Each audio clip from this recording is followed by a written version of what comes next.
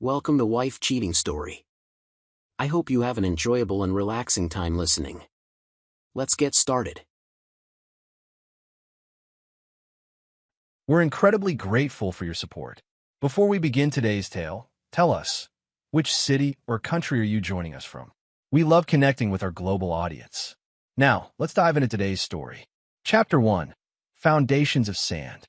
Mason Hargrove had built his life on three principles: hard work, loyalty, and family. At 42, he'd transformed from a construction worker to the owner of Cornerstone Development, a modestly successful construction company in Portland. The calluses on his hands told the story of his rise, never afraid to work alongside his crew when needed, earning their respect with sweat equity. His relationship with Vanessa had been a whirlwind. They'd met at a charity auction 5 years ago, where Mason had donated construction services to renovate a women's shelter. Vanessa Reynolds, then 34 and recently divorced, had been coordinating the event. With her copper hair and sharp green eyes, she commanded attention. Mason had been captivated by her confidence, her apparent passion for community work, and the way she'd laughed at his awkward attempts at small talk. "Most men in your position send representatives," she'd said. "You showed up yourself. I like to see where my work goes," he'd replied. Their courtship had been brief, 4 months from first date to wedding. Mason had welcomed Vanessa's daughter, Lily, then 13, into their family with open arms. He never had children of his own and embraced the chance to be a father figure, even if Lily remained distant, her loyalty firmly with her biological father, a pharmaceutical sales rep named Dennis who lived in Seattle and sent expensive gifts but rarely visited. Now, as Mason surveyed the construction site of what would be the Riverside Plaza, his company's largest project to date, he couldn't shake the feeling that something was off at home. Vanessa's recent coldness, her increasing charity committee meetings, the growing credit card bills for restaurants he'd never visited. "Boss, we need to inspect this support beam," called Diego Fuentes, his foreman and trusted right hand for over a decade. "Something doesn't look right with the angle." Mason nodded, pushing personal concerns aside. "Let's take a look." They climbed the scaffold together, Diego pointing out the slight but concerning misalignment in the support structure. "Good catch," Mason said, examining the junction. "This could have caused problems down there." The splintering crack came first, a sound like a gunshot that made both men freeze. Then the sickening lurch as the scaffold platform gave way beneath them. Mason remembered reaching for Diego, their fingertips brushing before gravity claimed them both. The world spun in sickening rotation. His body slammed against steel beams on the way down, each impact like a sledgehammer. The final collision with concrete knocked consciousness away like a light being switched off. His last thought before darkness took him: Vanessa will be worried. The hospital room was sterile white when Mason first opened his eyes. The pain in his body, dulled by what he would later learn was a significant dose of morphine. A fractured pelvis, 3 broken ribs, a punctured lung, and a severe concussion. The doctor recited his injuries like reading a grocery list. Diego had fared better, escaping with a broken arm and leg. The investigation would later reveal that the scaffold had been improperly secured, though Mason's company had followed all safety protocols. A manufacturing defect in a key component would eventually be identified as the cause.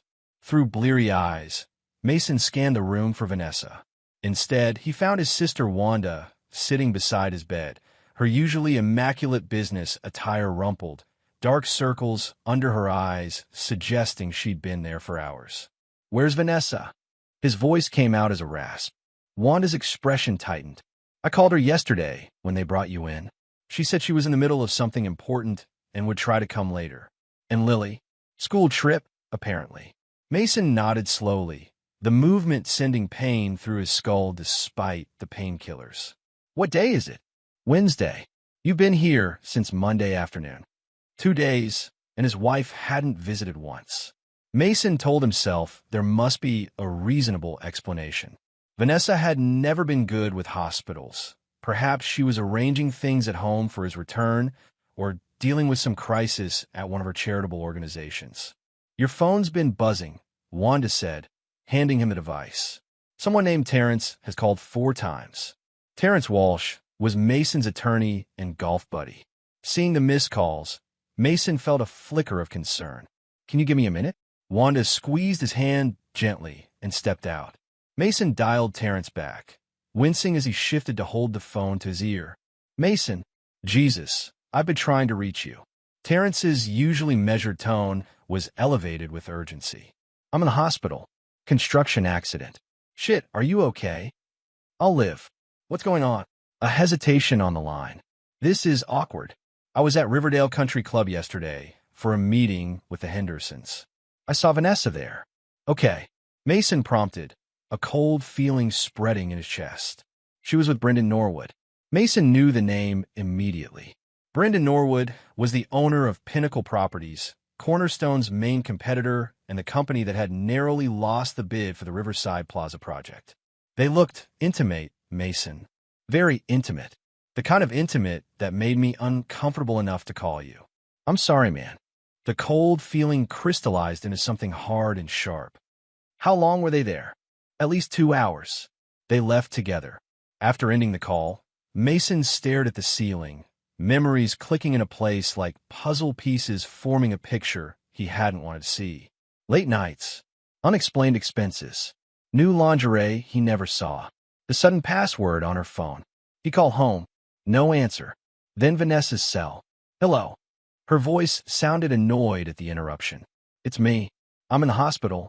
A beat of silence. Oh, I heard from Wanda. How are you feeling? No apology for not visiting. No concern in her tone. Why haven't you come to see me? The question came out more vulnerable than he intended. Her sigh crackled through the connection. Mason, I've been swamped with the charity auction planning. And honestly, what good would it do? You're getting medical care. I'd just be sitting there. The coldness in her voice struck him like a physical blow. I could have died, Vanessa. But you didn't. Look, I've got the committee breathing down my neck, and Lily's been acting up again. I just don't have the energy to drive across town for a hospital visit. You're not worth the gas money. Die fast or heal quick, but I got my own problems. Mason felt something break inside him, something more fundamental than bones. Before he could respond, he heard a commotion on the other end of the line, and then Lily's voice came through, sharp and venomous. I hope you die. He hung up, the phone slipping from his suddenly numb fingers. Wanda found him 10 minutes later, stone-faced and silent. She took one look at him and knew something had changed. Mason. He turned to her, his eyes dry but somehow emptier than she'd ever seen them. I need a favor, sis. A big one. Chapter 2. Silent Calculations. 3 weeks into his hospital stay, Mason had become a model patient on the surface, following physical therapy instructions, taking medications dutifully, thanking the nurses with quiet politeness. But beneath this compliant exterior, his mind had transformed into a ledger of betrayals, each entry calculated with cold precision. Vanessa had not visited once. 3 text messages, all variations of "hope you're feeling better," with the hollow automation of someone messaging an acquaintance. Lily hadn't communicated at all. What had initially felt like a knife to the heart had calcified into something harder, colder. Wanda visited daily, becoming his eyes and ears to the outside world. Through her, Mason had arranged a chain of discoveries that confirmed his suspicions. The private investigator she hired documented Vanessa's frequent meetings with Brendan Norwood, capturing photos of intimate dinners, a weekend trip to a coastal resort, passionate embraces in the parking garage beneath Norwood's downtown office. How long has this been going on? Mason asked, studying the surveillance photos Wanda had smuggled into his hospital room. According to Roth, at least 6 months, Wanda replied, referring to the private investigator. Possibly longer. 6 months. Half a year of lies. Mason nodded, adding this to his mental calculations. There's more. Wanda hesitated. I had Terrence pull your financial records, like you asked. She handed him a folder containing bank statements, credit card bills, and investment portfolio summaries. Mason flipped through them methodically, his expression unchanging as he absorbed the evidence of Vanessa's financial betrayal. Large withdrawals from their joint account, credit card charges for hotels and restaurants on days she claimed to be at charity events, a suspicious transfer of $50,000 to an account he didn't recognize. "She's been bleeding you dry," Wanda said, unable to keep the anger from her voice. "And there's this." The final document was a copy of a loan application with Norwood's signature as co-applicant and Vanessa's as primary borrower. They were trying to secure funding for a new business venture, a high-end spa and wellness center called Rejuvenate. Using your credit to fund a business with her lover, Wanda's voice dripped with disgust. While you're in the hospital, Mason stared at the document for a long moment, then carefully returned it to the folder. "Have Terrence block the loan." Quietly. "Already done." "But Mason, what are you going to do?" He looked up at his sister, his eyes reflecting a coldness she'd never seen before. "I'm going to get better. Then I'm going to take back what's mine. And Vanessa? She'll get exactly what she deserves." That night, after Wanda left, Mason made 2 calls. The first was to Oliver Preston, his company's operations manager. "Oliver, I need you to implement Contingency Plan Delta, effective immediately." There was a pause on the line. "Are you sure, boss?" "That's the nuclear option." "I'm sure. Use the secure server protocols we established. Authorization code 7729 Alpha. Consider it done. And Mason, whatever's happening, we've got your back." The second call was to his banker, Victor Saldana, a man who'd helped finance Mason's first construction project when no one else would take a chance on him. "Victor, remember that conversation we had last year about worst-case scenarios?" "I do." Victor's voice was grave. "Is it time?" "It's time. Execute the Asset Protection Protocol. Every account, every investment. Leave the primary checking with enough to avoid suspicion, but secure everything else." "What about the property transfers we discussed?" Mason thought of the house he'd renovated with his own hands, the home he believed he was building for a future with Vanessa and Lily. "All of them, including the house." After hanging up, Mason lay in the darkness of his hospital room, pain medication dulling the physical aches, but doing nothing for the hollow feeling in his chest. He thought of the day he'd proposed to Vanessa, kneeling despite his bad knee from an old construction injury. The way she'd cried and said he was the stability she'd always wanted. A bitter laugh escaped him, pulling painfully at his healing ribs. He'd been nothing but a stepping stone for her, a convenient provider while she positioned herself for something better. Well, he'd show her what happened when the stepping stone became a landslide. The next morning, a nurse found Mason's bed empty. He had discharged himself against medical advice, leaving behind only a brief note for his doctor. Time to heal at home. But Mason Hargrove had no intention of going home. Chapter 3: Ghost Operations. Mason's disappearance was methodical, not impulsive. The Safe House, a modest 2-bedroom condo in Vancouver, Washington, just across the Columbia River from Portland, had been purchased 3 years earlier through an LLC connected to his construction business, ostensibly as temporary housing for visiting consultants. In reality, it was Mason's insurance policy, a contingency he'd never expected to need. Wanda met him there the day he left the hospital, bringing supplies and his dog, Brick, a barrel-chested chocolate lab, who greeted Mason with frantic joy, seemingly unconcerned by the walking cane his master now required. "She hasn't even noticed you're gone," Wanda reported, setting down grocery bags in the kitchen. "Too busy with Norwood, I guess. She called me yesterday, asking if I'd heard from you, like it was an afterthought. And you said that I assumed you were still in the hospital where she should have been visiting her husband." Wanda's tone made it clear what she thought of her sister-in-law. "I didn't tell her I helped you check out." Mason nodded, lowering himself carefully onto the couch, his body still protesting every movement. "Good. What about the company?" "Oliver has implemented everything exactly as planned. Decision-making authority has been transferred to the contingency team. On paper, you're on medical leave with limited involvement. In reality, I'm still running things, just invisibly," Mason finished. Cornerstone Development had been Mason's life for 15 years. He'd built it from nothing, weathering economic downturns and fierce competition through strategic planning and contingency preparations. Those same preparations were now protecting it, and him from Vanessa's machinations. The transfer of assets is complete, Wanda continued, pulling out her tablet to show him the confirmations. The offshore accounts are secure. The property transfers have been backdated appropriately. All perfectly legal, just strategically timed. Victor was thorough. And the surveillance?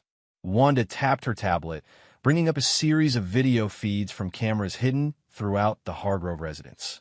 Mason watched as Vanessa moved through their kitchen, phone pressed to her ear, gesturing animatedly.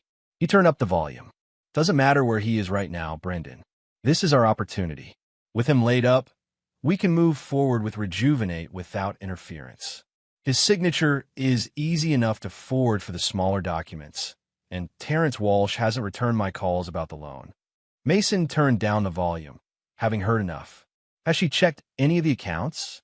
Not yet. She's still using the credit cards, though. Spent $900 at Nordstrom yesterday. A thin smile crossed Mason's face. Let her dig the hole deeper. Vanessa had access to their joint checking account and her own credit cards, but was unaware that Mason had moved their savings, investments, and retirement funds into protected accounts days earlier. She was spending money that would soon evaporate like morning dew. Over the next 2 weeks, Mason operated like a general planning a complex military campaign. From his safe house command center, he directed a multi-pronged strategy designed to reclaim control of his life while systematically dismantling Vanessa's schemes. Through Oliver, he maintained oversight of Cornerstone's operations while appearing to be disengaged. Through Victor, he monitored Vanessa's spending and blocked her attempts to access larger funds. Through his attorney Terrence, he prepared the legal framework that would soon crash down on her like a collapsing building. And through the private investigator Roth, he gathered evidence, not just of Vanessa's affair, but of something potentially more damaging, her involvement in what appeared to be an insurance fraud scheme with Norwood. They've been targeting distressed properties, Roth explained during a secure video call, sharing documents he'd obtained. Norwood buys them cheap through shell companies. Vanessa's charity organization renovates them using inflated invoices. Then they file insurance claims for unforeseen damage during renovation. The insurance payouts go to another shell company they control. Mason studied the documents, connecting dots that had previously seemed unrelated. How long? At least 2 years. Started small, got more ambitious. The Rejuvenate Spa looks like their biggest play yet. They need your credit and connections for it. But once it's established, they probably run the same scheme there. 2 years. Their entire marriage had been a con. Keep digging, Mason instructed. I want everything documented, every transaction, every meeting, every phone call. On the 28th day after his hospital discharge, exactly 1 month since the scaffold collapse, Mason initiated the final phase of his plan. A text message to Wanda set things in motion. Time to come home. Chapter 4. Empty Spaces. Vanessa Reynolds Hargrove sped home through Portland's afternoon drizzle, her thoughts racing faster than her Mercedes. Mason's unexplained absence had finally forced her to visit the hospital that morning, only to discover he'd checked himself out nearly a month ago. None of the staff knew where he'd gone. His cell phone went straight to voicemail. His sister Wanda had responded to her panic call with cold satisfaction. Oh, now you're concerned? How interesting. Behind the wheel, Vanessa's manicured nails tapped an anxious rhythm. This wasn't part of the plan. Mason was supposed to be recovering, distracted, manageable, while she and Brendan secured financing for Rejuvenate. Instead, he'd vanished, and strange things were happening with their accounts. Her last attempt to withdraw money for the spa's permit fees had been denied. Insufficient funds in an account that should have held over $200,000. Pulling into the driveway of their craftsman-style home, Vanessa felt the first real stirrings of alarm. Mason's truck wasn't there, but something else was missing too, the familiar bark of Brick greeting her arrival. The dog was annoyingly devoted to Mason, but always home. The house felt wrong the moment she stepped inside, too silent, too still. Moving from room to room with growing unease, Vanessa began to catalog the absences. Mason's clothes, his books, his tools, the vintage record player he'd restored, Brick's bed and toys. The safe in the office stood open and empty. No, no, no, she muttered, rushing to their bedroom. The closet door slid open to reveal bare hangers where Mason's suits had hung. His nightstand was cleared of the reading glasses, paperback novels, and hand cream for his work-roughened skin. In the bathroom, his electric razor, cologne, and even his toothbrush were gone. Not just gone for a few days. Gone completely. Vanessa sank onto the edge of the bed, pulse hammering as she pulled out her phone to call Brendan. "He's gone," she said when he answered. Mason's cleared out his things. "Calm down." Brendan's smooth voice held an edge of irritation. "Where would he go? How should I know? I need to check the accounts again. Something's not right." After hanging up, Vanessa booted up the desktop computer in the home office and found another shock. Her login credentials were denied. After 3 failed attempts, a message appeared. "This account has been suspended. Please contact your system administrator." "Son of a bitch," she hissed, grabbing her laptop instead.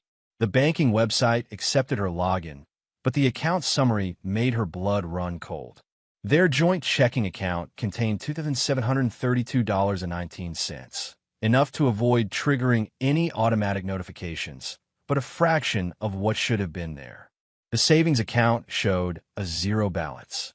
The investment portfolio link returned an error message. With trembling fingers, Vanessa called the bank's customer service line. After verifying her identity, she asked about the savings account. "I'm showing that account was closed 3 weeks ago, Mrs. Hargrove," the representative said pleasantly. "The funds were transferred to another institution. I don't have details on the destination." "That's impossible. I didn't authorize that." "The transfer was authorized by the primary account holder, Mr. Mason Hargrove." Primary account holder. Of course. She'd never bothered to have herself added as a joint holder on most of their accounts, seeing no need when Mason handled the finances and never questioned her spending. Vanessa ended the call and immediately tried her credit card for an online purchase. Declined. The second card. Declined.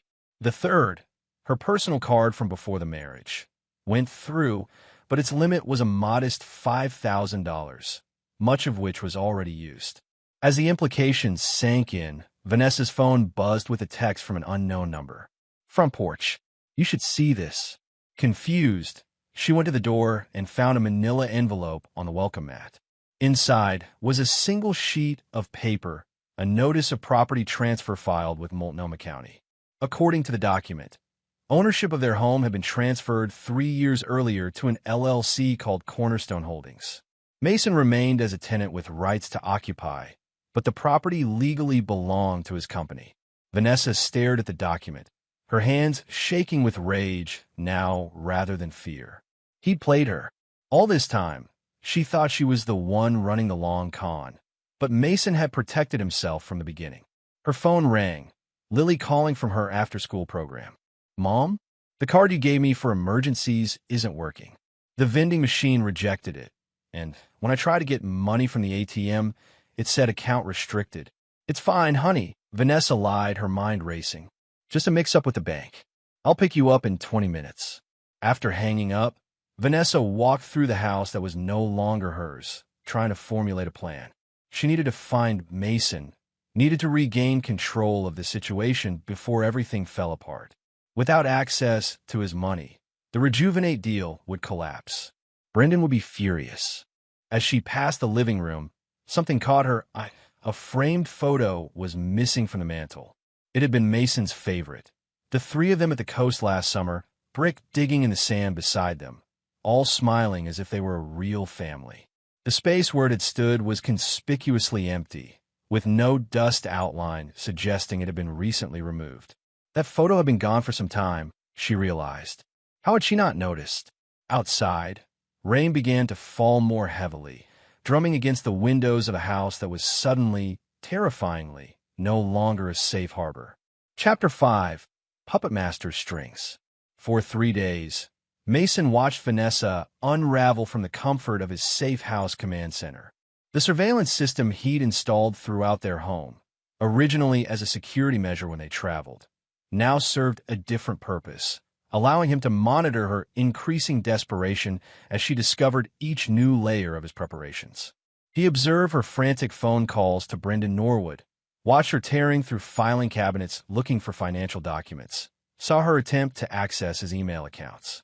The cameras caught her crying in frustration, raging at her own reflection, and finally, drinking herself to sleep on the second night.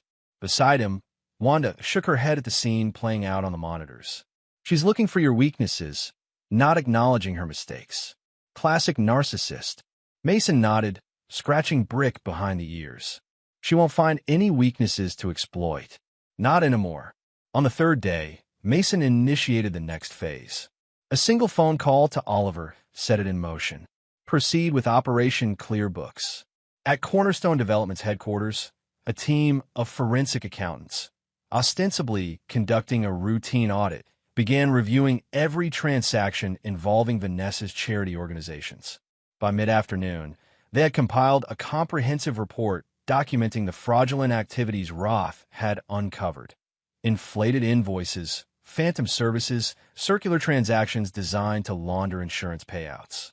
Simultaneously, Terrence Walsh filed a series of documents with the county court. A petition for divorce citing abandonment and infidelity. An emergency injunction freezing any assets connected to Vanessa pending investigation of financial improprieties, and a formal complaint with the state insurance commissioner detailing the fraud scheme. The final touch was delivered by courier to the offices of the Portland Tribune, a package containing select surveillance photos of Vanessa and Brendan, along with documentation of their business relationship and timeline of suspicious insurance claims. An anonymous tip suggested that the respected businessman and prominent charity organizer were involved in a multi-million-dollar fraud operation. By evening, the storm Mason had methodically engineered was breaking over Vanessa's head. Her phone vibrated constantly with notifications. The bank confirming the asset freeze, Brendan demanding explanations, the newspaper requesting comment, and finally, Terrence Walsh formally serving divorce papers. Through the surveillance cameras, Mason watched her world implode in real time. The moment that gave him the most satisfaction came when she attempted to call her attorney, only to discover the retainer she thought she'd paid had never been processed due to the banking error Mason had orchestrated weeks earlier. "You've thought of everything," Wanda commented, watching Vanessa collapse onto the sofa, head in her hands. "Not quite everything," Mason replied, his expression hardening as he pulled up a different set of surveillance images on his tablet. Photos of Lily, taken earlier that day. Unlike Vanessa, whose betrayal had been calculated and cold, Lily's "I hope you die" had come from a different place. A teenager's loyalty to her mother, perhaps, or simply the cruelty born of adolescent insecurity. Mason had not forgotten the words, but his plans for his stepdaughter were more nuanced. The photos showed Lily at school, looking withdrawn and anxious. Additional images captured her eating lunch alone, checking her phone repeatedly, shoulders hunched defensively. According to the private investigator's report, rumors about her mother and Brendan Norwood were already circulating among parents, and by extension, among students. "The girl needs to understand consequences," Wanda said, her voice hard. She chose her side. Mason studied the photo of Lily for a long moment. She's 17, caught in her mother's web. "I'm not excusing what she said, but she deserves a chance to make her own choices." He pulled up a draft email addressed to Lily's school counselor, outlining concerns about her home situation and requesting support services. Attached was a prepaid college fund in Lily's name, money Vanessa couldn't touch, with a stipulation that it would become available upon her graduation. "You're still protecting her, after what she said?" Wanda seemed incredulous. "I'm giving her an option her mother never would. What she does with it is her choice." Mason sent the email, then returned his attention to the main surveillance feed. Vanessa was on the phone again, her expression shifting from desperation to calculation. Mason increased the volume. "Doesn't matter what they think they know," she was saying to Brendan. "We just need to stay aligned on our story. The charity work was legitimate. We can explain the meetings as business development. Your lawyer is better than whatever discount attorney Mason has hired." Mason smiled thinly at the irony. Terrence Walsh was one of Portland's most respected attorneys, his services far from discount. Vanessa had never bothered to learn the details of Mason's business operations or connections, seeing only what she wanted to see: A simple contractor she could manipulate and use. Let her think she still has control, Mason said quietly. Tomorrow, she learns what it means to lose everything. Chapter 6. Collapsing Foundations. The Portland Tribune's front page headline sent shockwaves through the city's business and philanthropic communities. Charity fraud investigation targets prominent organizer and developer. Below the headline, photos of Vanessa and Brendan Norwood entering a hotel together left little doubt about the nature of their relationship. The article detailed allegations of insurance fraud, misappropriation of charitable donations, and potential tax evasion, citing documents provided by an anonymous source. By mid-morning, Vanessa had been asked to resign from 3 charity boards. By noon, the state insurance commissioner's office had announced a formal investigation into Pinnacle Properties and all associated entities. By 2 p.m., Brendan Norwood's investors were publicly distancing themselves from him. Mason tracked these developments from his temporary office at Cornerstone's rarely used secondary location across town. The main headquarters, where Vanessa might think to look for him, continued operations as usual, but Mason directed everything from this shadow command post, his injured body healing as his revenge plan unfolded with mechanical precision. Norwood's attorney called again. Oliver reported, entering with a stack of permits for Mason's signature. They're offering to collaborate on a joint statement clarifying the misunderstanding. Mason didn't look up from the blueprints he was reviewing. No response necessary. And the bank confirmed the lien on his Riverside Heights development has been processed. Construction loans are suspended pending the fraud investigation. This drew a thin smile from Mason. Riverside Heights was Norwood's attempt to compete with Mason's Riverside Plaza project, the very site where Mason's accident had occurred. The suspension of financing would likely kill the development entirely. His business partners are getting nervous, Oliver continued. 2 have already contacted us about potentially working with Cornerstone instead. Tell them we'll consider proposals next quarter, after this unfortunate situation has been resolved, Mason instructed. We don't poach clients. We just happen to be available when their previous arrangements fall through. Oliver nodded, then hesitated. There's one more thing. Vanessa tried to gain access to the main office this morning. Security followed protocol and denied her entry, but she made quite a scene. Claimed you were having a mental breakdown and she needed to access company records for your medical care. Mason's jaw tightened. She's getting desperate. Desperate enough to try finding you here. We should increase security. Already done. Mason gestured to the monitors, showing feeds from cameras positioned throughout the building. But I won't be staying long. The final phase begins tonight. After Oliver left, Mason pulled up the surveillance feed from his former home. Vanessa was pacing in the living room. Phone pressed to her ear, gesturing frantically. The audio captured fragments of her conversation with her mother. Don't care what it looks like, Mom. I need somewhere to stay. Yes, I know it's been years, but... No, Lily would come with me, of course. Fine. She ended the call and hurled the phone across the room, narrowly missing a crystal vase Mason had given her for their anniversary. Her face contorted with rage as she grabbed the vase and smashed it against the fireplace. Mason watched impassively.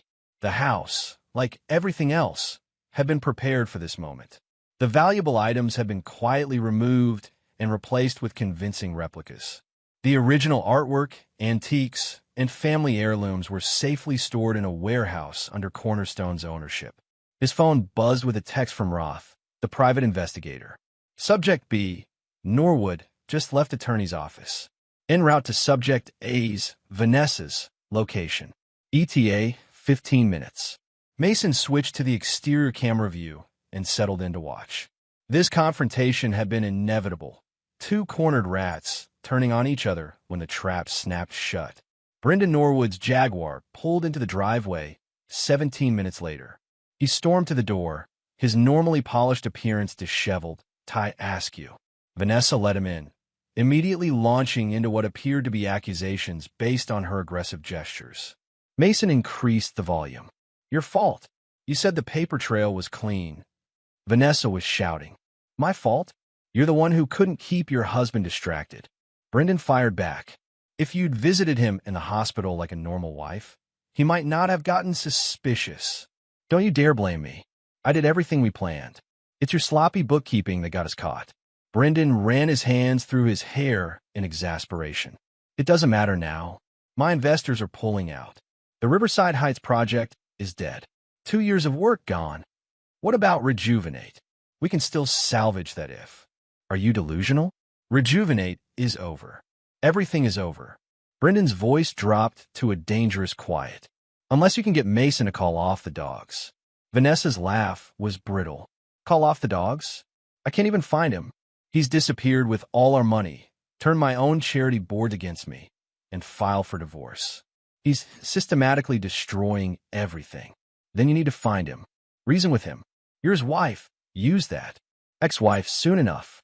And you clearly don't know Mason if you think he'll listen to reason now. Vanessa collapsed onto the sofa. He was always the sentimental one, the loyal one. I never thought he had this in him. This calculated vengeance. Brendan paced the room, stopping to pour himself a drink from the bar cart. What about the girl? His stepdaughter. Could we use her somehow? Mason's hands clenched at this, knuckles white. Vanessa shook her head. Lily's already suffering enough. The kids at school know everything. Someone sent screenshots of the newspaper article to the whole class.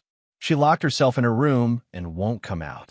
I'm not suggesting we harm her, Brendan said impatiently. But if Mason cared about her, maybe that's an angle. Her future, her college fund. Already tried. Apparently, he set up a separate trust for her education years ago. Ironclad, can't be touched. Mason allowed himself a small smile at this. Even in her desperation, there were lines Vanessa wouldn't cross when it came to Lily. It was perhaps her only redeeming quality.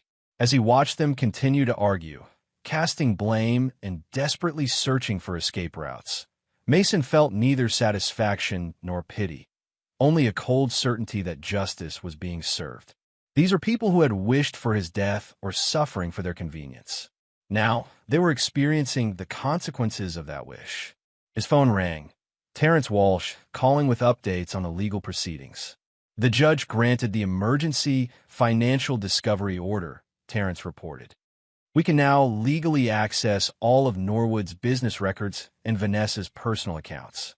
The insurance commissioner is cooperating fully. Good. And the house. Eviction notice can be served as early as tomorrow, but I recommended waiting until Friday. Gives us the weekend to change locks if necessary. Mason considered this. Do it tomorrow. I want this finished.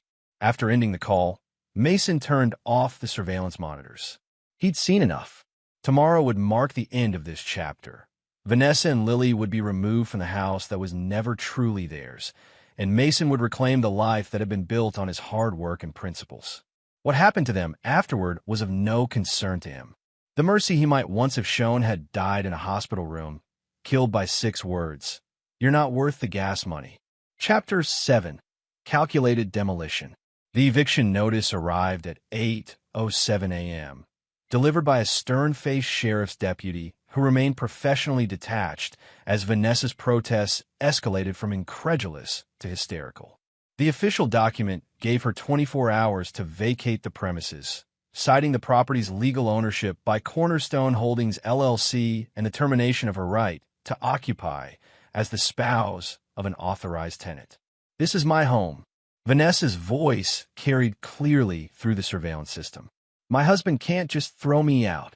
Ma'am, according to county records, this property hasn't been in Mr. Hargrove's personal name for several years. The deputy explained with practiced patience. The corporate owner has the legal right to terminate occupancy, and the court has upheld that right. I suggest you use your remaining time to pack essential belongings. After the deputy left, Vanessa collapsed onto the foyer bench, the eviction notice trembling in her hands. For several minutes, she sat motionless, staring at nothing. Then, with sudden fury, she grabbed a decorative crystal bowl from the entrance table and hurled it against the wall. Miles away, in his safe house command center, Mason watched her break down with clinical detachment. The destruction of replaceable items had been anticipated. It was why anything of true value or sentimental importance had been removed weeks earlier. Should we send security to prevent further damage? Wanda asked, wincing as Vanessa moved to the living room and began overturning furniture. Mason shook his head. Let her vent. The house is insured, and nothing there matters anymore. His phone buzzed with a text from Terrence. Insurance commissioner authorized fraud investigation team to seize records from all Norwood properties. Happening now. Mason forwarded this information to Roth, who had been monitoring Brendan Norwood. The reply came quickly. Subject B, just received notice. Attempting to access secure storage unit registered to Shell Company. Surveillance in place. Everything was proceeding according to plan. The authorities, armed with the evidence Mason had provided, were closing in on the fraudulent scheme. Norwood, predictably, was trying to hide or destroy additional evidence. But Mason had anticipated this move weeks ago, ensuring the storage facility had upgraded its security cameras and hired an off-duty police officer as additional security, all funded anonymously through Cornerstone. Lily's home, Wanda noted, pointing to one of the surveillance feeds showing the teenager entering the house, backpack slung over one shoulder. Mason increased the volume as Lily found her mother in the chaos of the destroyed living room. Mom? What happened? What are you doing? Lily's voice was small, frightened. Vanessa turned to her daughter, mascara streaking down her flushed face. We're being evicted. We have until tomorrow morning to get out. Mason, your wonderful stepfather, he's taking everything. Lily stood frozen, surveying the destruction. Where will we go? I don't know. Vanessa snapped, then softened at her daughter's flinch. I'm sorry, honey. We'll figure it out. Go pack your things, clothes, school supplies, anything important. What about the rest of our stuff? We'll have to leave it. There's no time, and nowhere to put it anyway. As Lily disappeared upstairs, Vanessa pulled out her phone and dialed Brendan. Mason split the screen to show both feeds, Vanessa in the living room and Norwood hurriedly removing files from the storage unit under Roth's distant surveillance. We're being evicted, Vanessa said without preamble when Brendan answered. Tomorrow morning. I need somewhere for Lily and me to stay.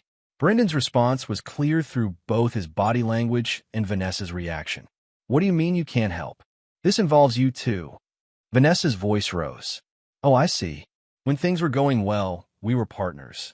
Now that it's falling apart, I'm on my own.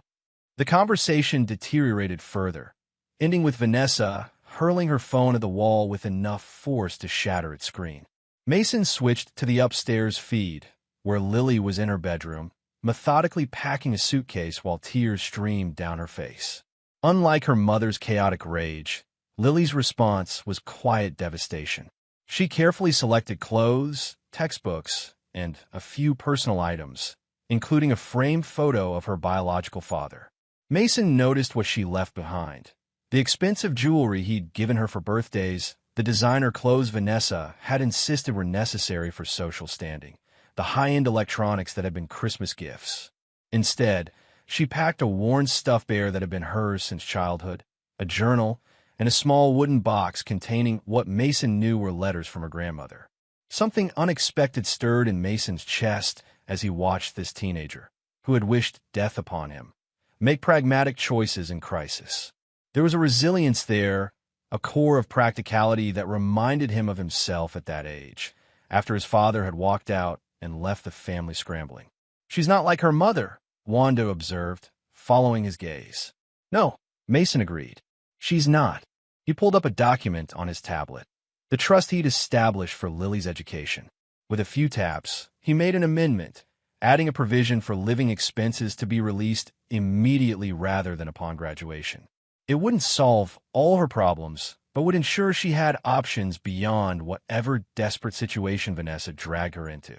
You're still helping her. Wanda's tone held equal parts disbelief and disapproval. After what she said, Mason met his sister's gaze steadily. I'm not helping Vanessa. I'm giving Lily a chance to make different choices. And if she chooses to stand with her mother against you, then that's her decision, and these funds will wait until she's ready to use them for education. But she deserves the opportunity to decide for herself.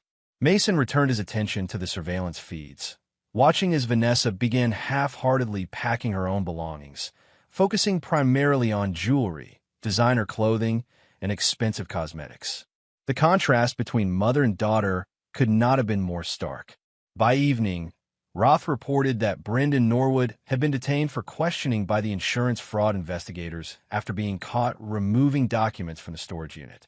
His attorney was attempting to secure bail, but given the mounting evidence and risk of flight, it seemed unlikely he would be released quickly. Meanwhile, Vanessa had called everyone in her social circles seeking temporary accommodations, only to discover that her former friends were suddenly unavailable or uncomfortable getting involved. The charity scandal had made her toxic, and Vanessa Reynolds Hargrove, once the darling of Portland society, found herself without allies. At 9:14 p.m., Mason received a notification that an unknown number was attempting to call him. He knew before answering that it would be Vanessa, likely using Lily's phone since her own was destroyed. He considered ignoring it, but after a moment's reflection, he accepted the call. "Mason." Her voice was ragged, but it found its manipulative sweetness again. "Thank God. I've been so worried about you." "Have you?" It wasn't a question. "Of course. After your accident. And then you disappeared from the hospital. I've been beside myself. Where are you? We need to talk." "We have nothing to discuss, Vanessa." "Don't say that. I know you're upset about things you might have heard or seen, but there are explanations. If you just come home." "It's not your home," Mason interrupted, his voice cold. "It never was. And neither was I." A pause, then her tone hardened. "So that's it? 5 years of marriage, and you're throwing me and Lily onto the street? Is that the kind of man you are?" "You made it very clear what kind of man I am to you when you told me I wasn't worth the gas money to visit in the hospital. When you hoped I would die fast or heal quick because I was an inconvenience." The silence stretched between them, heavy with unspoken accusations. "That was a mistake," Vanessa finally said, her voice small. "I was stressed. I didn't mean it. The mistake was mine, Vanessa. I believed you loved me. I believed we were building something together. But you were just using me as a stepping stone to something you thought was better. Mason, please. For Lily's sake, if nothing else. I've already provided for Lily. Check your email. There's information about a trust fund that will cover her living and educational expenses. It's for her, not you." Another pause, longer this time. When Vanessa spoke again, any pretense of warmth had vanished. "You son of a bitch. You planned all of this, didn't you? From the beginning. The house, the accounts, everything." "I planned for contingencies," Mason corrected. "I hoped I'd never need them. You've destroyed everything. My reputation, my future, everything we built." "I built." Mason's voice remained steady. "You were just along for the ride, looking for the next opportunity. Well, you found it with Norwood. How's that working out for you?" The bitter laugh that escaped her held no humor. "He's being questioned by fraud investigators as we speak. No help there. Funny how that works. What do you want, Mason? An apology? Begging? Tell me what it will take to call off this vendetta." Mason considered her question seriously. "There's nothing you can offer me, Vanessa. Nothing I want from you. Everyone has a price." Desperation crept into her voice. "Not everyone. That's something you never understood about me." Mason paused, then added, "The locksmith will arrive at noon tomorrow to change the locks. I suggest you be gone by then." He ended the call before she could respond, setting down the phone with a steady hand that belied the tumult of emotions beneath his composed exterior. It wasn't satisfaction he felt, exactly, nor was it closure. It was simply the knowledge that he had reclaimed control of his life from those who had tried to use and discard him. Tomorrow, the house would be empty of Vanessa's presence. The day after, the legal proceedings would continue dismantling what remained of her and Norwood's fraudulent operations. Mason's company would survive, his finances secure, his reputation intact, and Vanessa and Brendan Norwood would reap exactly what they had sown. Chapter 8. Unexpected Salvage. The morning of the eviction dawned clear and cool, autumn sunlight filtering through the trees surrounding the safe house. Mason had slept poorly, his dreams filled with fragmented images. The hospital room, Vanessa's voice over the phone, Lily's face twisted with hatred. He rose early, showered to ease the lingering stiffness in his healing body, and brewed coffee while Brick watched him with devoted eyes. "Just a few more hours, boy," Mason told the dog, scratching behind his ears. "Then we can go home." His phone buzzed with a text from the security company he'd hired to oversee the eviction. In position. No movement at residence yet. Mason checked the surveillance feeds, confirming what the security team reported. The house appeared quiet, though lights were visible in Vanessa's bedroom and Lily's room. They were awake, at least. As he watched, Lily emerged from her room, fully dressed, dragging a suitcase and carrying a backpack. She paused at her mother's door, knocked briefly, then continued downstairs without waiting for a response. In the kitchen, she made toast, ate mechanically, and washed her dish, a small act of normalcy in a collapsing world. Mason found himself wondering where they would go. Despite Vanessa's desperate calls the previous day, it seemed no one had offered shelter. Her mother lived in Arizona and had apparently refused to help. Brendan Norwood remained in custody. Mason had effectively isolated Vanessa from her social support network through the calculated exposure of her fraudulent activities. It was all according to plan, yet watching Lily's solitary breakfast, he felt an unexpected twinge of, not regret, exactly, but awareness of collateral damage. His phone rang, Roth calling with an update. "Sir, there's a development you should know about. Vanessa contacted Dennis Patterson last night. Dennis Patterson, Lily's biological father, the pharmaceutical rep in Seattle who sent expensive gifts but rarely visited." "How do you know this?" Mason asked. "I've been monitoring her email since she destroyed her phone. She sent him a long message about the situation, asking for help. He replied this morning, offering to take Lily but not Vanessa." Mason absorbed this information, turning it over in his mind. And Vanessa's response? "She hasn't replied yet, but given her limited options. Keep me updated," Mason instructed, ending the call. He switched back to the surveillance feed. Vanessa had finally emerged from her bedroom, wearing designer jeans and a cashmere sweater, dressed for impact rather than practicality, even now. She joined Lily in the kitchen, pouring coffee and launching into what appeared to be a strategy session based on her animated gestures. Mason increased the volume to hear their conversation. "Contacted your father last night," Vanessa was saying. "He's willing to take you in Seattle until this situation is resolved." Lily looked up sharply. "Just me? What about you?" Vanessa waved dismissively. "I'll figure something out. Stephanie might let me stay with her for a few days." "Stephanie from the Garden Society? Didn't she publicly resign from your committee yesterday?" "That was just for show. She understands how these things work." Vanessa sipped her coffee. "The important thing is getting you somewhere stable. Your father will arrange your transfer to a school in Seattle." Lily set down her mug, her expression hardening.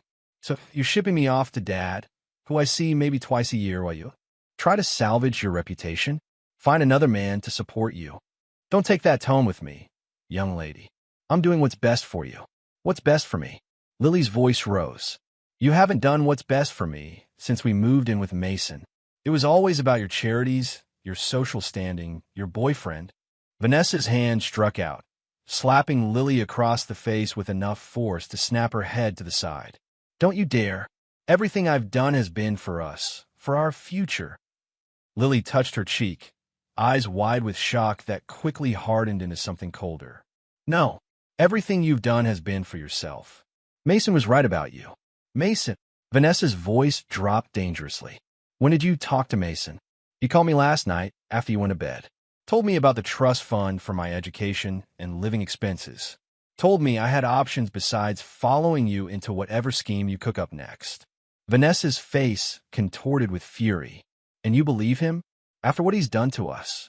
"After what you did to him," Lily corrected. "I heard you, Mom. On the phone that day when he was in the hospital. You told him to die fast or heal quick because visiting him was too much trouble while you were busy with Brendan. You don't understand adult relationships." "I understand loyalty," Lily cut her off. "I understand that Mason never missed one of my school events, even when you did. That he helped me with homework, drove me to friends' houses, and made sure I had everything I needed.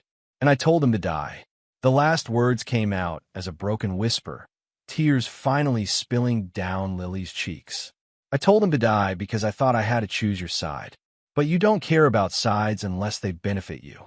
Vanessa stared at her daughter, momentarily speechless. Then her practical nature reasserted itself.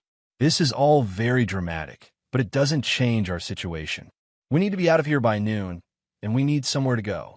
Your father is offering you a place. Take it. Lily wiped her tears, a new resolve straightening her shoulders. I'm not going to Seattle. I'm going to use the trust fund Mason set up to get an apartment near school so I can finish my senior year here. You're 17. You can't live alone. Watch me. Lily turned away, heading back upstairs. I've already talked to Ms. Winters, the counselor. She's helping me find a place and arranging for legal emancipation. Watching this unfold, Mason felt something shift inside him. Not forgiveness for Lily's cruel words in that hospital call, but a recognition of her potential to be better than the parent who had raised her. It was the same potential he'd seen in himself at 17, determined to break the cycle of his father's abandonment. His phone buzzed again, Terrence Walsh calling this time. Mason, the judge signed the final injunction against Norwood Properties. All assets frozen pending the complete fraud investigation. And Norwood himself? Still in custody. Bail was denied based on flight risk. His passport has been flagged. Good. What about the divorce proceedings? On track. Given the evidence of infidelity and financial misconduct, Vanessa will have little ground to contest anything. The prenuptial agreement you had the foresight to sign will be enforced. Mason nodded, though Terrence couldn't see it. And the foundation for construction worker families? Paperwork is complete. Cornerstone's contribution has been processed, and a matching fund from your business associates came through this morning. The foundation will be able to provide support for injured workers and their families immediately. This had been the most personal part of Mason's plan, creating something positive from his experience. The foundation would ensure that other construction workers who suffered injuries would have financial support for their families during recovery, preventing the kind of vulnerability he had experienced. Thank you, Terrence, for everything. After ending the call, Mason returned his attention to the surveillance feeds. Lily was in her room, speaking on the phone, presumably to the school counselor about her emancipation plans. Vanessa was in the master bedroom, haphazardly packing expensive clothing and jewelry. The security team sent another update. Moving truck arrived. 2 associates of Mrs. Hargrove helping load personal items.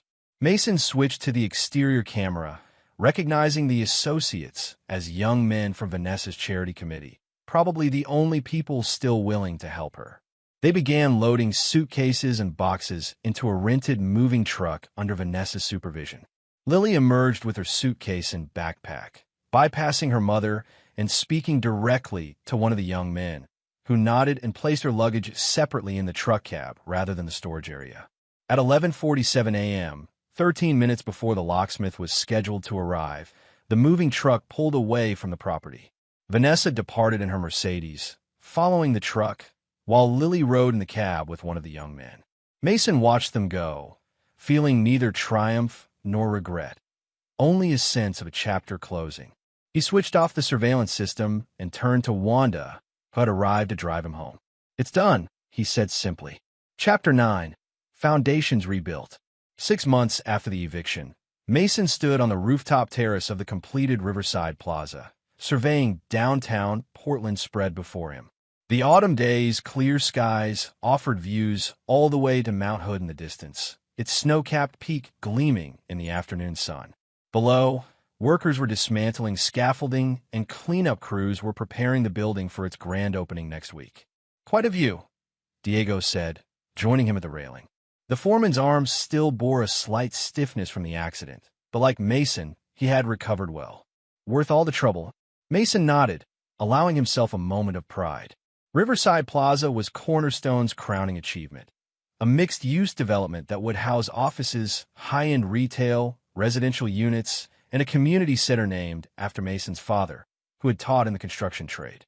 "The final inspections are complete," Diego continued. "Everything passed with flying colors. The first tenants can begin moving in on schedule, and the safety protocols? Implemented throughout. Every contractor and subcontractor has been certified on the new standards. The Hargrove Safety Initiative is officially an industry benchmark. This was perhaps the most meaningful outcome of the past 6 months' upheaval. After his recovery, Mason had channeled his experience into creating comprehensive safety reforms for the construction industry, beginning with his own company and extending through partnerships and advocacy. The scaffold manufacturer had ultimately been held accountable for the defective equipment, resulting in industry-wide recalls and improved testing requirements. Mason's phone vibrated in his pocket. Checking it, he saw a text from Wanda. Just left the courthouse. Final divorce decree signed and entered. It's officially over. A weight he hadn't realized he was still carrying lifted from his shoulders. The divorce proceedings had dragged on longer than anticipated, with Vanessa attempting various tactics to secure a more favorable settlement despite the prenuptial agreement and evidence of her misconduct. In the end, she had received nothing beyond what the prenup stipulated, a modest cash settlement that would sustain her for perhaps a year if she lived frugally, something Vanessa had never learned to do. Good news, Diego asked, noting Mason's expression. Just confirmation that the past stays in the past, Mason replied. Let's finish the tour. As they descended to inspect the lower levels, Mason's thoughts drifted to what he had learned about Vanessa and Brendan Norwood in the intervening months. The fraud investigation had revealed a scheme more extensive than initially suspected, involving multiple properties and insurance companies over a 3-year period. Norwood had eventually accepted a plea deal, providing testimony against other conspirators in exchange for a reduced sentence.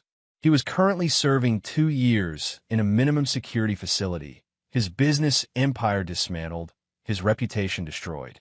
Vanessa had avoided criminal charges through a combination of careful positioning as a duped participant and Norwood's reluctance to implicate her fully, perhaps his only honorable act. She had moved to Arizona, living with her reluctant mother while attempting to rebuild some semblance of her former life. According to Wanda's occasional reports, Vanessa had found work as an event coordinator at a mid-tier hotel, a significant step down from her previous social standing, but consistent with her actual skills. Mason had maintained no direct contact with her beyond what was legally necessary for the divorce proceedings. Her occasional attempts to appeal to his emotions or sense of shared history had met with silence. The woman who had wished him dead or quickly healed as a matter of convenience no longer existed in his world, except as a cautionary memory. Lily's path had taken a more interesting turn. True to her word, she had pursued emancipation with the help of her school counselor. Mason had not interfered directly, but had ensured through Terrence that the trust fund provided sufficient financial support for independent living.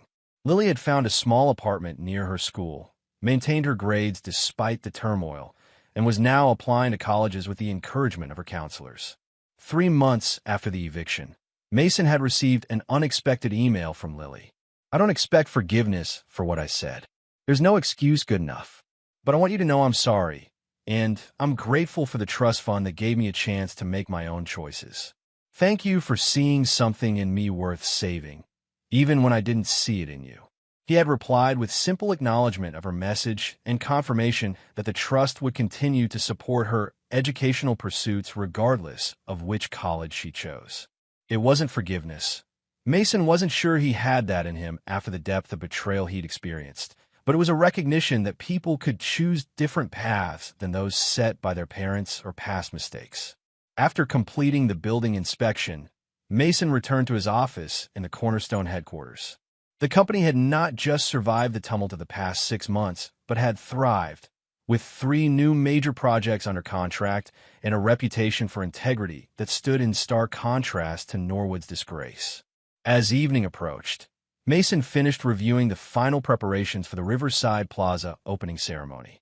His assistant knocked briefly before entering. Everything set for next week, Mr. Hargrove. The mayor confirmed his attendance, and the press packets are ready for distribution. Thank you, Heather. Any word from the Hargrove Foundation Committee? Yes, sir. The first round of family support grants has been processed. 5 families of injured workers will receive assistance this month. Mason nodded with satisfaction. The foundation, funded by a portion of Cornerstone's profits and matching contributions from business associates, was perhaps the most meaningful outcome of his experience. It ensured that other families wouldn't face the kind of abandonment he had endured. After Heather left, Mason prepared to head home. His house, the one Vanessa had been evicted from, had been renovated over the past months, erasing her presence and the damage from her final rage. New furniture, new color schemes, a completely redesigned master suite that held no memories of their shared life. It was his space now, reflecting his tastes and priorities rather than Vanessa's social aspirations. Brick greeted him enthusiastically when he arrived home, the chocolate lab's devotion undiminished by time or circumstances. Mason took him for their usual evening walk through the neighborhood, nodding to neighbors who had long since stopped asking about Vanessa or expressing awkward sympathy. Later, sitting on his back deck with a glass of whiskey and Brick at his feet, Mason watched the sunset paint the sky in shades of orange and purple. His phone buzzed with a text from Roth. Final surveillance discontinued as instructed. All equipment removed from Reynolds' residence in Arizona. Mason sent a brief acknowledgement. He had maintained minimal surveillance on Vanessa in the months following the separation, not out of lingering attachment, but as a security measure to ensure she didn't attempt any desperate retaliation. Now, with the divorce finalized and her life firmly established far from Portland, that precaution was no longer necessary. He was free, truly free, in a way he hadn't been even before meeting Vanessa. The experience had stripped away any illusions about trust freely given, any naivety about love and loyalty. What remained was a clearer vision of his own worth, his own principles, and the boundaries he would never again allow to be crossed. The cold calculation that had driven his revenge had transformed into something more sustainable, a protective armor around his rebuilt life. Mason Hargrove would never again be vulnerable to those who saw him as merely a resource to be exploited, a stepping stone to their ambitions, or an inconvenience to be discarded. As darkness fell, he thought of Vanessa's desperate scream captured on video by his sister months earlier. He took everything, even the dog. No, Mason reflected, scratching Brick behind the ears. He hadn't taken everything from her. He had simply reclaimed what was rightfully his dignity, his future, his peace of mind. Vanessa had lost only what she had tried to steal, and the dog had always known where his true loyalty belonged. Tomorrow would bring new projects, new challenges, new opportunities to build something that would last. Mason Hargrove had emerged from betrayal not just surviving, but reconstructed, stronger, wiser, and uncompromising in his boundaries. Some debts could never be repaid, some betrayals never forgiven. Mason had made peace with that truth, and in doing so, had found a foundation that could not be shaken. And there you have it. Another story comes to an end. What did you think? I'd love to hear your thoughts in the comments below. If you enjoy this story, consider joining our community by subscribing. It means the world to us. For more stories like this one, check out the recommended videos on screen, and I'll see you there.